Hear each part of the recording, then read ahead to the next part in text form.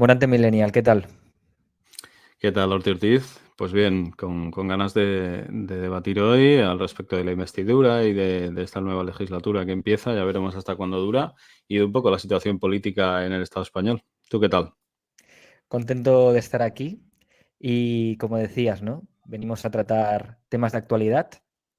Nos parecía interesante reflexionar y dar nuestro punto de vista sobre lo que está sucediendo y nada, aportar un poco nuestro granito de arena en, en lo que se está produciendo. Per començar a patar la xerrada, yo te quería preguntar un par de cuestiones. La primera es si te invitaron a alguna de las manifestaciones en contra de la amnistía. Y la segunda, ¿qué te han parecido las manifestaciones delante de Ferraz?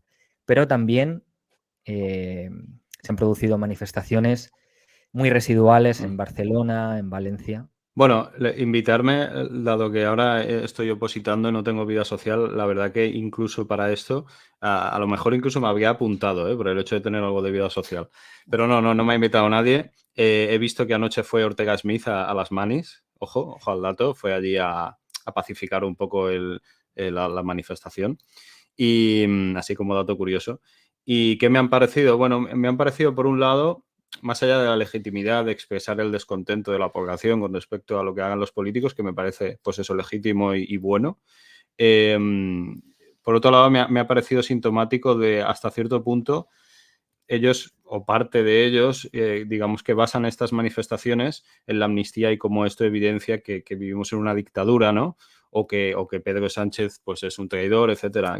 Bueno, más allá de que obviamente Pedro Sánchez ha hecho esto por puro interés partidista, el negarlo sería absurdo y por, digamos, poder perpetuarse en el poder, como cualquier político aspira a hacer, por cierto, también es absurdo negar eso. Evidencia, yo creo, una salud democrática en el Estado español que creo que hace cosas de, pues no sé, por ejemplo, en el 2017, 2018, cuando el Puigdemont tenía más fuerza, no se daba. Ahí sí que creo que la democracia española palidecía o evidenciaba cierta debilidad que con los porrazos que están recibiendo los fachas estos días se evidencia que ahora goza de mayor salud. Muy a pesar de estos, no todos los que se manifiestan son fascistas, gran parte de ellos sí que lo son y así lo evidencian. Una cosa graciosa y es que ellos pues critican la amnistía porque no es constitucional, lo cual, bueno, ya lo dirá el Tribunal Constitucional, por ahora parece ser que sí que lo es, y esto cuando, digamos, tire para adelante la amnistía ya no será discutible, porque habrá una sentencia del Tribunal Constitucional al respecto, si es que se pronuncia, o a lo mejor ni siquiera se pronuncia, y en tal caso, pues será constitucional y no se podrá discutir, ¿no? Pero más allá de esto, evidencia, como digo, la salud de la democracia española y me parece bueno y además, por otro lado, no negaré que me parece gracioso ver cómo gente con la bandera de España recibe porrazos y además se sorprenden mucho del papel de los antidisturbios cuando siempre ha sido así, ¿no? Incluso peor.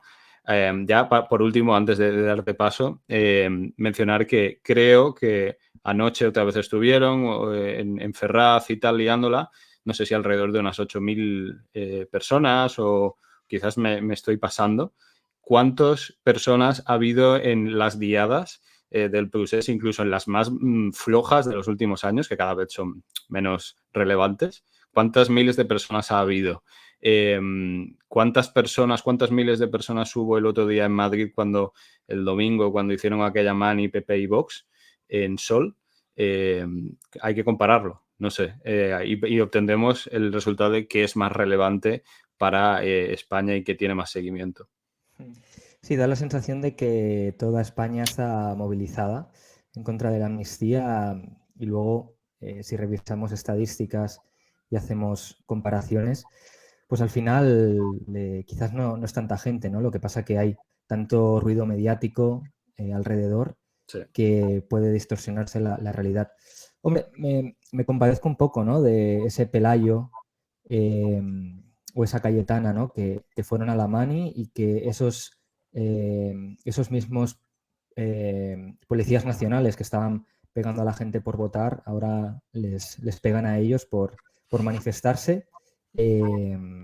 y esa gente volviendo a sus casas acaudaladas pensando, ¿qué ha pasado, no? Si pensaba que me defenderían. Bueno, pues eso responde al poder del Estado y a lo que decías, ¿no? Como esa imparcialidad democrática, pues de momento sigue patente. No hay que olvidar, ¿no?, que ha habido distintas asociaciones de policías que han hecho algunos comunicados eh, a favor de la defensa de la Constitución y demás, quizás un poco eh, extralimitándose, no lo sé.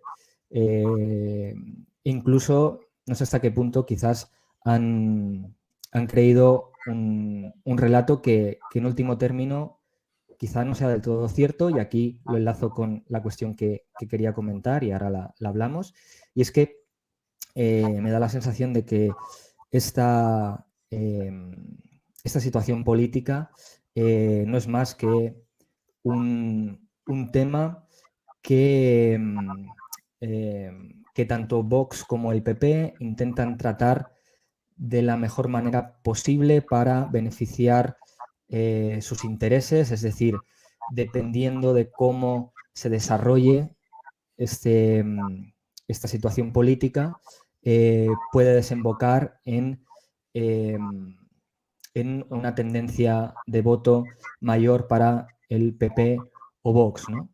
El Partido Popular tuvo más votos en las últimas elecciones y quizás ellos quieren continuar con esa progresión y esta disputa puede garantizar eso, y Vox tuvo menos votos y quizás es un buen momento para volver a coger fuerza, ¿no?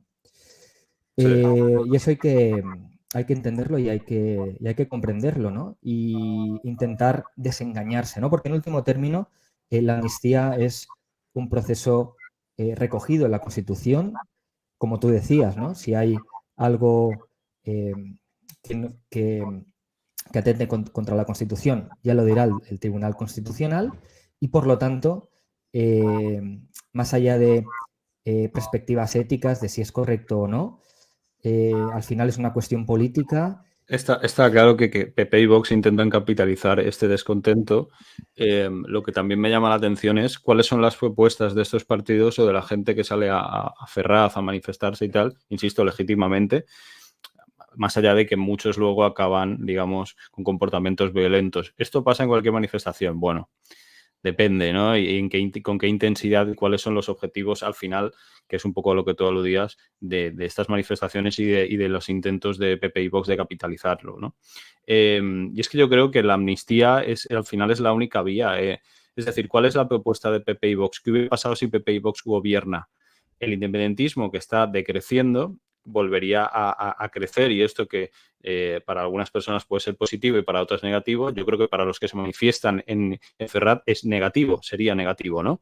Entonces, es que paradójicamente están manifestándose contra lo que ellos se supone que defienden, que es la unidad de España, porque la amnistía es sinónimo de igualdad, de unidad de España.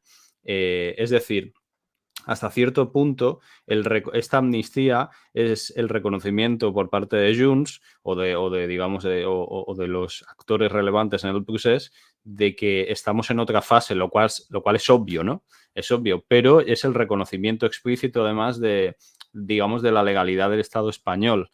Y por tanto, que lo que se cometió en aquel momento, aunque parezca contradictorio con lo que supone la amnistía, no fue la opción correcta, sino que la opción correcta es, digamos, una vía más pragmática y llegar a acuerdos con los partidos hegemónicos del Estado español, en este caso el PSOE, ¿no? Entonces, hasta cierto punto es el reconocimiento de un fracaso de la vía unilateral, y que ya era obvio, ¿no? Porque estaba decayendo digamos, el seguimiento independentista. Pero ¿qué hubiera pasado, insisto, si hubiera gobernado PP y Vox? ¿Qué hubiera pasado? Pues obviamente habría incrementado de nuevo el seguimiento del independentismo, porque no va a desaparecer.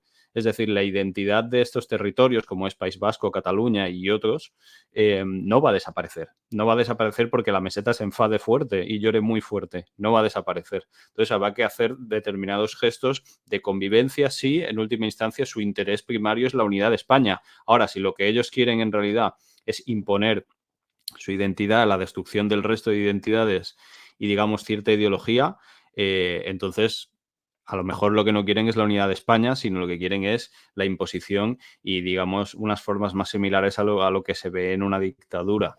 Que yo creo que es eso, ¿no? Básicamente lo que quiere Pelayo es eso. Lo que quiere Pelayo es que, digamos, desaparezcan la pluralidad identitaria y ya de paso, pues también un poco de feudalismo no estaría nada mal, ¿no? Que es hacia lo que vamos, de hecho. Si realmente fuera una cuestión de Estado tan relevante, Partido Popular quizás podría haber hecho algo más para evitar que se diera esa amnistía, ¿no?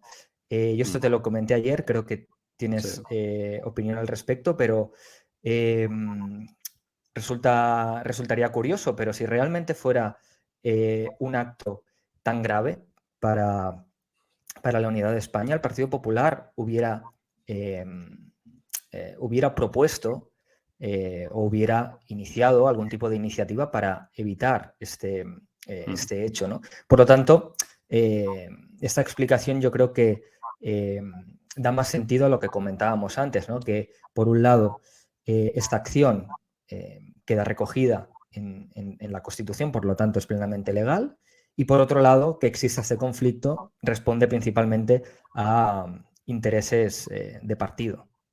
Sí, claramente, sí, lo que apuntas está claro, ¿no? Si el PP de verdad es tan patriota y digamos que sus acciones, digamos que lo que se ve en sus acciones es el interés y la prioridad de la unidad de España, del bienestar de los españoles, ¿por qué no facilitaron esos votos, esos 7 votos que le faltaban al PSOE para ganar? Bueno, no lo hicieron por intereses partidistas, el PSOE tampoco lo haría, entonces lo que pasa que, digamos, negar eso y mostrarse como patriotas objetivos en aras del bienestar de España y de los españoles, pues es absurdo, se desmonta. El PSOE tampoco lo haría. El PSOE se ha movido para llegar a acuerdo con estos partidos con los que no tiene nada que ver. Ojo, el PSOE, digamos, en términos económicos, está mucho más cerca de Junts, por cierto, que de Bildu. Bueno, Esquerra hoy en día, pues no lo sé. Esquerra hace 10 años era otra cosa, pero que Bildu seguro y que PNV también está cerca, pero en términos de reconocimiento identitario y de la pluralidad que es España, está lejos el PSOE. El PSOE está mucho más cerca de lo que es el PP, pero no le ha quedado otra, no le ha quedado más cojones que llegar a acuerdos. Y casualmente, desde mi punto de vista, esto es positivo, no porque PSOE y Pedrito sean muy buenos, porque me parecen la misma mierda que el PP y siguen siéndolo. Yo no me olvido de cuando el PSOE y Pedrito Sánchez quiso llegar a un acuerdo con Ciudadanos y la cosa no llegó a buen término y se tuvieron que repetir elecciones. Ese es el PSOE de verdad y ese es el alma de Pedro Sánchez. Lo que pasa que por A o por B pues no le queda otra que parecer más progresista de lo que es. Muchos de los que se manifiestan en Ferraz estarían de acuerdo con el auténtico Pedrito Sánchez si éste pudiera desarrollar su voluntad plenamente. No puede, y como él prefiere gobernar a no gobernar, pues llega a acuerdos con los indepes porque no le queda otra. Pero, como digo, en última instancia esto es positivo para yo creo que para el conjunto de los españoles, para el Estado español y paradójicamente para esos fachas que defienden la unidad de España también es positivo si su interés, como digo, es la unidad de España, que en realidad no lo es, eso le suda a los cojones. Ellos se manifiestan únicamente porque ha perdido el PP y porque el PP y la extrema derecha no pueden gobernar, solo por eso. Al final todo se dirime por una cuestión tan simple como esa.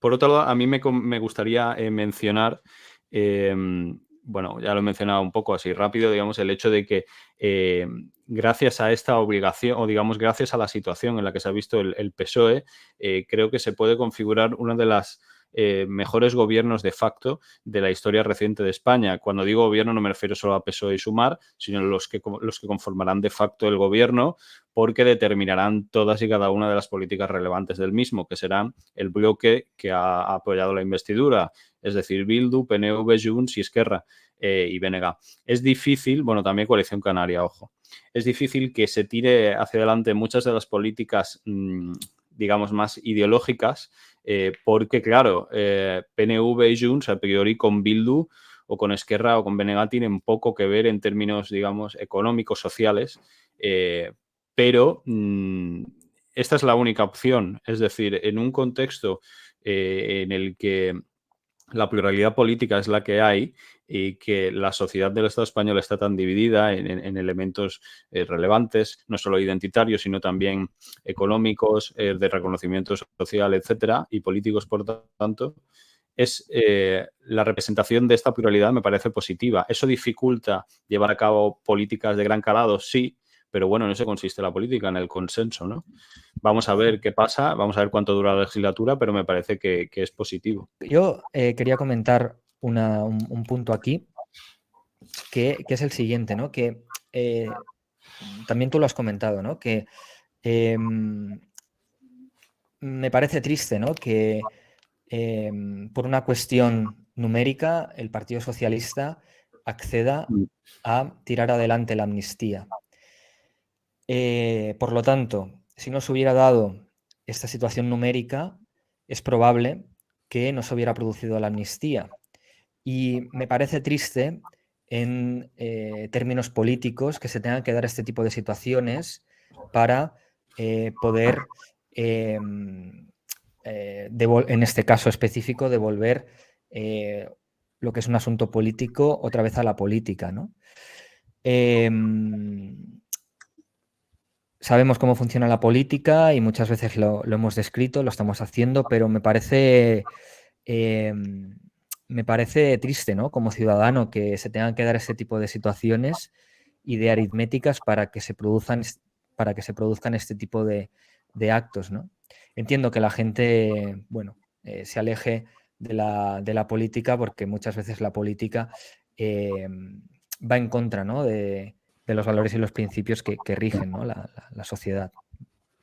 Sí, claro.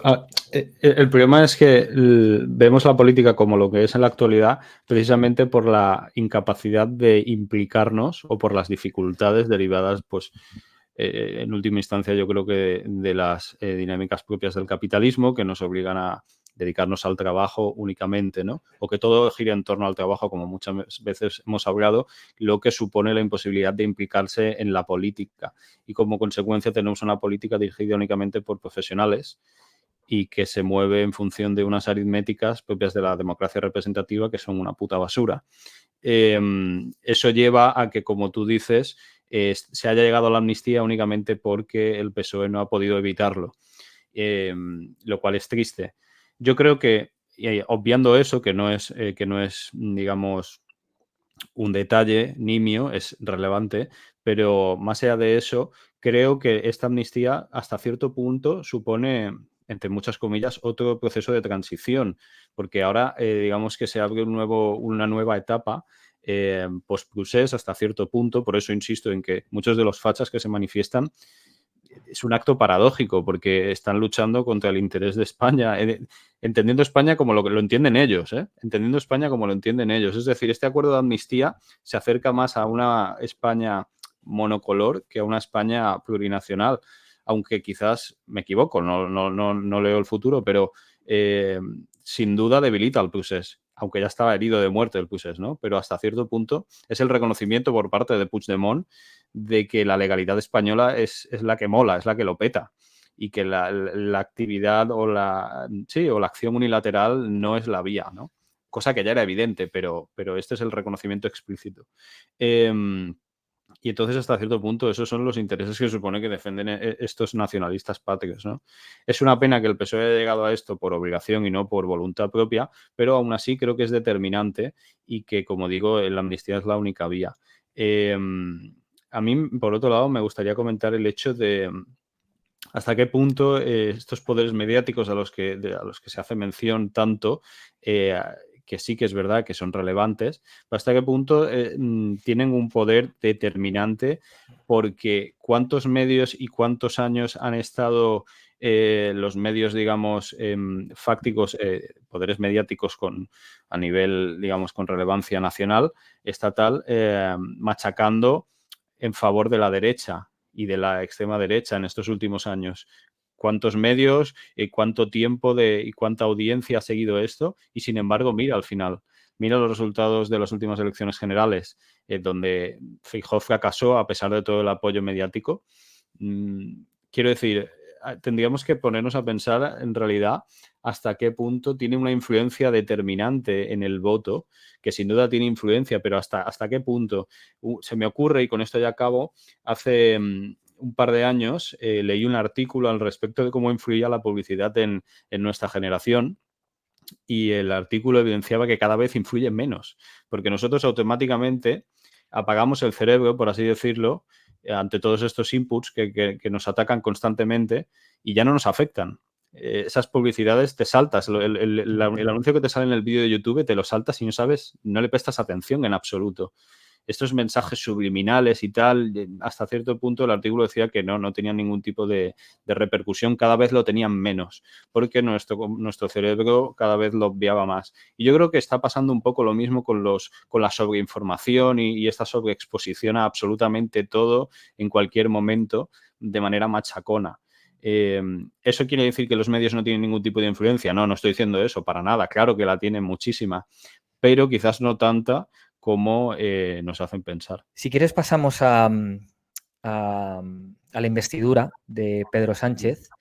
En específico, yo quería destacar dos momentos que se hicieron virales y que a la vez también denota cómo la política no es más que espectáculo, ¿no? Porque seguramente a lo largo de la jornada de investidura se dijeron, se proyectaron discursos, se dijeron discursos muy interesantes a nivel quizás intelectual, histórico, pero desafortunadamente los nuevos códigos de comunicación, los nuevos lenguajes comunicativos hacen que lo que se viralice sea, por un lado, el insulto de Isabel Díaz Ayuso y por otro también Pedro Sánchez haciendo Vacilando. mofa de que Feijóo fue el primer presidente que no quería gobernar, ¿no? Sí. Yo en relación a la cuestión de Pedro Sánchez, si bien es cierto que es un clip muy jocoso para hacerse viral, eh, por el tono humorístico y por lo que expresa, que en último término es una realidad, ¿no? A mí en lo personal, bueno, un poco en línea, ¿no? De lo que comentaba antes, ¿no? De qué es la política y cómo se expresa la política, me alejó un poco, ¿no? Y este tipo de formas y este tipo de códigos a mí me alejan de la política, ¿no? Sí. Le quitan seriedad y le quitan importancia, eso está bien, pero me alejan, ¿no? Sí, la simplificación, ¿no? Bueno, esto responde a las dinámicas propias de, pues digamos, del capitalismo de ficción en el que vivimos, ¿no? Y cómo se simplifica todo. Y esto, por un lado, distancia, yo creo, a los ciudadanos con respecto a la política, pero en determinados contextos en los que se obliga a la sociedad a posicionarse, como es este, o como fue en su momento cuando el procés estaba álgido, también ocurrió lo mismo en Cataluña y también en el resto del territorio del Estado, obliga a la gente a posicionarse sin tener la información suficiente. Muchas veces también hemos apelado aquí a Bourdieu con respecto de cómo estos ciudadanos que no tienen suficiente conocimiento político toman, digamos, postura en función de lezos de clase, en función de valores más identitarios, etcétera, y más vinculados a los sentimientos o a emociones que a realmente conocimientos políticos. Y yo creo que es lo que pasa un poco aquí, ¿no? Ahora mucha gente se está posicionando porque se ve impelida a ello, ¿no? Y esto se ve representado en el Congreso y en el proceso de investidura. Yo creo que esto evidencia el gran abismo que hay en el Estado español, pero más de lo que yo incluso pensaba. Estos días, ayer, por ejemplo, estuve escuchando el programa de Carne Cruda, el podcast, que lo hicieron el día de la investidura, el segundo día, el que se votó, y era gente, pues digamos, progresista y tal, pero eran todos de Madrid. Y se nota muchísimo, tío, porque, no sé, me sorprendió cómo no entendían. Todos consideraban que la amnistía era algo malo, pero necesario. Y yo entiendo que es algo bueno y necesario, pero también bueno. Es decir, porque ellos partían de la base de que se habían cometido ilegalidades que eran ilegítimas, ¿no? y yo creo que es totalmente legítimo lo que se llevó a cabo, sin ser yo independentista, pero creo que fue totalmente legítimo. Claro que se cometieron errores, claro que quizás la figura de Puigdemont en global a mí no me gustan muchas de esas cosas, más allá de sus pensamientos ideológicos en términos económicos y sociales, porque es muy de derechas, pero creo que lo que defendió era algo totalmente legítimo y que la amnistía también lo es como consecuencia, más allá de que sea la única solución, ¿no? Pues a lo que voy, existe una división y un abismo increíble, pero ya no en términos puramente ideológicos de izquierda o derecha, sino de nuevo en reconocimiento de la pluralidad de identidades, ¿no? Cómo desde la meseta, aunque sean muy de izquierdas, les cuesta entender que existan otras identidades diferentes. Y al final es esto lo que se está dirimiendo ahora, ¿no? No únicamente con respecto a Cataluña, sino también con respecto al País Vasco, por supuesto, y también a otros territorios. Podría decir Galicia, podría decir Valencia o Andalucía, Baleares, etcétera, ¿no? Y esto es España. Al final escribí un artículo hace una semana y pico al respecto. Yo creo que lo que define más a España es la negación de lo que quiere la meseta, que se cree que es hegemónico, pero en realidad, si bien obviamente tiene una presencia importante, España es justo la negación de esta hegemonía, porque existen una pluralidad de identidades presente que nunca va a desaparecer, ¿no? Y no sé, me llama muchísimo la atención este abismo, porque esta gente que va a Ferraz verdaderamente cree digamos, que se está coartando su libertad o que se está rompiendo España, cuando lo que se está haciendo es reconociendo la puta verdad, que existen otros territorios con otras identidades. Es una evidencia, es absurdo negarlo, pero esa es la voluntad de PP y Vox, porque viven de ello, y digamos de este populismo barato, y esto es lo que alimenta un poco, creo, lo que tú aludías, esta democracia flash, ¿no? Estos tiempos rápidos y esta simplificación absurda, y que luego llame la atención pues este insulto de Ayuso, que por otro lado, ya con esto acabo, tiene hasta cierto punto sus virtudes, estas simplificaciones, porque es verdad que ayudan a entender conceptos complejos. O no me refiero al insulto de Ayuso, que le llamó hijo de puta, sino, bueno, por ejemplo, el chiste, ¿no? de Pedro Sánchez con respecto a la supuesta negación de Feijóo para ser presidente porque él quería. Al final, ese chiste simplifica muy bien todo el espectáculo y el show absurdo, en este caso de que el PP no fue presidente porque no quiso, no fue presidente porque no pudo, porque si se hubiera llegado a algún acuerdo con Junts o con PNV, Vox dejaría de apoyarlo y sacaría, por cierto, capitalizaría bastante bien eso. El papel del rey es simbólico, es inútil, y muchos fachas se sorprenden estos días. El rey no hace nada porque no puede hacer nada por ley, pero eso sale en la Constitución que tanto amas. Lo único que puede hacer es poner la cara de culo que puse el otro día, que me parece absurdo, como no sé, como dos hermanos enfadados, cuando dos hermanos se enfadan y tu madre te dice, venga, poneos en la foto que vamos a hacernos una foto familiar, y sales enfadado al lado de tu hermano. Pues igual, es igual de patético, porque eso es lo único que puede hacer. No puede hacer nada más, su papel es simbólico. Entonces, ¿para qué sirve? No sirve para una puta mierda. A esa conclusión llegan los fachas ahora. El rey no sirve para una puta mierda. Aquí y en todos los territorios donde existe un rey. Entonces, bueno, ese comentario y como lo jocoso que me pareció ver su respuesta, que yo creo que fue en plan, mirad, fachas, ¿cómo decís que soy inútil? No veis que estoy aquí serio. Estoy cantando las 40 a este dictador. Pero como no puedo hacerlo, pues pongo esta cara. ¿Qué os parece? Me gustaría conocer si realmente fue iniciativa propia, que dijo hoy voy a intentar cumplir con las expectativas, ¿no? de los manifestantes. Apelar al rey como dique de contención es absurdo por las competencias que tiene. Y bueno, desenmascar un poco quizás cómo hay ciertas mentiras que se han transformado en verdad incuestionable, ¿no? Está bien que la ciudadanía coja conciencia y que eso permita, aunque lo dudo, permita abrir espacios de debate que nos permitan dialogar sobre, por ejemplo, la figura del monarca o la monarquía, ¿no? Dos comentarios. Cuando en la transición el rey emérito, en este momento emérito, apoyó, pues digamos, el proceso democrático y de transición, también desde los sectores más ultraderechistas lo criticaban por tibio y tal, pero bueno, que el rey lo aceptó porque no le quedaba otra, igual que este lo acepta porque no le queda otra, porque evidencia su inutilidad, ¿no? No sirve para absolutamente nada, por tanto me voy a callar, no vaya a ser que ya se den cuenta del todo y me manden a tomar por culo. En el mejor de los casos, ¿no? Y por otro lado, y esto me interesa tu opinión, hemos visto estos días, y me parece algo bastante gracioso, como esta extrema derecha y derecha que se han manifestado en Ferraz y tal, sobre todo en Madrid, en otras ciudades, pero con mucha menos presencia y relevancia, se ha apropiado de mensajes reivindicativos propios del procés o vinculados no únicamente al procés, pero bueno, en última instancia manifestaciones de izquierda, que son la inmensa mayoría de manifestaciones, ¿no? Como es lógico. Como por ejemplo uno de ellos, Borbones a los tiburones o